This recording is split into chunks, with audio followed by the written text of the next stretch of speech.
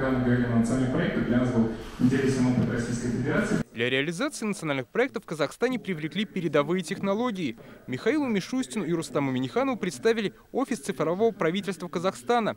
Здесь специалисты отслеживают реализацию национальных проектов, чтобы оперативно реагировать на ситуацию. В феврале, в марте мы все это утвердили на политическом уровне, тогда уже началась подготовка национальных проектов. Основная цель визита – расширение экономического сотрудничества. Как сообщили на межправительственных переговорах, на допандемийные показатели вернулся товарооборот между странами.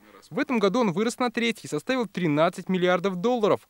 Из российских регионов Татарстан – один из крупнейших партнеров Казахстана. В 2020-м товарооборот с республикой также вырос и составил 630 миллионов долларов.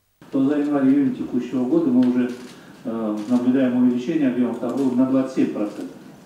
Еще один важный такой фактор, что в сравнении с допандемийным периодом 2019 года, этот показатель за январь-июнь месяц вырос на 19% объем торговли между нашими странами. То есть мы уже превышаем допандемийный 2019 год. Сейчас в Казахстане КАМАЗ начал строить заводы по производству автокомпонентов.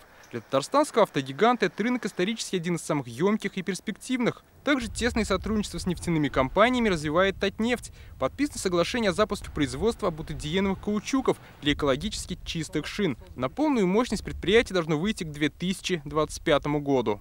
В качестве перспективных направлений для увеличения объемов торговли мы рассматриваем горнодобывающую промышленность, энергетику традиционно, включая возобновляемые источники энергии, мирный атом, информационно-коммуникационные технологии. По итогам переговоров заключили ряд соглашений. Президент Татарстана подписал план мероприятий по сотрудничеству с Международным финансовым центром Астана. Основными направлениями взаимодействия станут инновации, финансовое и инвестиционное развитие, исламские зеленые финансы, цифровизация и развитие человеческого капитала.